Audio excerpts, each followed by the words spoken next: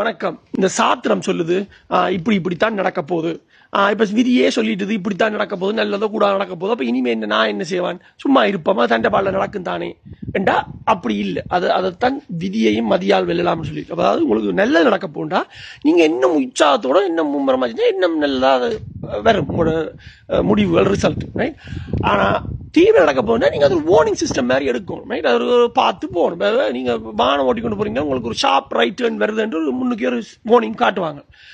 அப்ப நீங்க என்ன பார்த்துட்டா இது ஷார்ப் ரைட் டர்ன் வருதுன்னு நிப்பாட்டி பின்னுக்கு போறது இல்லை.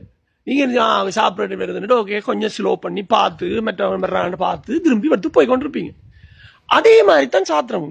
உங்களுக்கு வார்னிங் சொல்லுதுண்டா நீங்க அதை கொஞ்சம் கவனமா செய்யுங்க, தவிர்க்கேல்மெண்டா தவிருங்க. சரியா?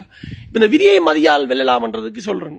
ஏன்னா மகாபாரதத்துல இந்த சகாதேவன் தான் சாத்திரத்துல வெல்லணும். சரியா? பஞ்ச பாண்டவர்ல கடைசி சகோதரன். அவர் சகாதேவன் என்ன துரியோதனன் சாதாரண கேட்கறது எப்ப வின் பண்ணலாம் என்று. அப்ப அவர் சொல்லுவார், இந்த வர்ற அமாவாசையில போர் துவங்கினா, அமாவாசை நினைக்கிறது, அமாவாசையில போர் துவங்கினா அந்த உங்களோட கௌரவர் தான் வின் பண்ணுவினோம், போற வெற்றி அடைவினோம்னு சொல்லுவார். அப்ப ஓகே சரி, இவர் அமாவாசைன்னு தோங்குவோம் செய்யணும். சரியோ? அப்ப கிருஷ்ணர் என்ன சொல்றது, ஓகே இப்ப கிருஷ்ணன் என்ன நினைக்கிறதா, அமாவாசையில போர் துவங்கினா வென்றுடுவாங்க, இருந்தாலும் நான் கடவுள் தானே, இருந்து அமாவாசையை போற துவங்கி வெற்றி அடைவோம். அப்படி இல்லை. இதுதான் மதியன்னு சொல்றது. இப்ப கிருஷ்ண கடவுள் என்ன சொல்றதுன்னா, ஓகே அமாவாசை நாளைக்கு, ஆனா அதை இன்றைக்கு மாத்துவோம். சரியா? அப்ப இப்ப அது ஒரு யாகம் செஞ்சு வைக்கிற அங்கால கதை. சரியோ?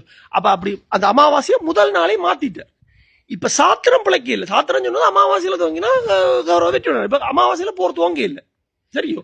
இப்ப கிருஷ்ணர் அதை மதியால மாத்திட்டார், அந்த அமாவாசையே மாத்திட்டார். சரியா? இதுதான் அந்த அந்த விதியை மதியால். இதே மாதிரி இளங்கோடிகள் அவருக்கு சொன்ன விதி என்னண்டா, சாத்திரம் என்னண்டா, தமையனை விட இவருக்குத்தான் அரச பதவி போகும் என்று சொன்னது. அப்ப தமையனை தான் உண்மையில போகணும், ஆனா இவருக்கு போகும் சொன்னது. அப்ப இவருக்கு அப்செட், இவற்ற அண்ணாக்கும் அப்செட். சரி, அப்ப இவர் என்ன செய்யறா, ஓகே நான் இதுக்காக நான் இந்த அரச போகம் எல்லாத்தையும் துறந்து துறவியா போறேன்னு போறது. அப்ப இவர் அல்ல, நான் அரண்மனையிலே இருந்து கொண்டு அண்ணாக்கு பதவி கொடுப்பேன், நான் இருப்பேன் என்று சொன்னீங்க, அது நடந்திருக்கு. சரியோ? நீங்கள் அதை நேர போய்க்க மேல வருதுண்டா மேலைய சுத்தி போகணும். இல்லைன்னா மேலைய உடைச்சு உள்ளுக்கால தான் போகணும்னா பிழைச்சு போடணும். இதே மாதிரி இந்த கிருஷ்ணர் கம்சனை கொல்றதுக்கு கிருஷ்ண அவதாரம் இருக்குது. சரியோ? அப்ப அந்த கம்சனுக்கு சொல்லப்படுறது உன்ன ஒரு மருமகன் தான், இந்த சகோதரி பிள்ளைதான் கொல்லும். அப்ப கிருஷ்ணர் கொல்லுவாருன்னு தெரிஞ்சா இவர் அதை மாத்தி நல்லவளா மாறி இருக்கலாம். இவர் நல்லவளா மாறி இருந்தா மாறி இருக்கும். ஆனா இவர் அப்படி இல்லை, நான்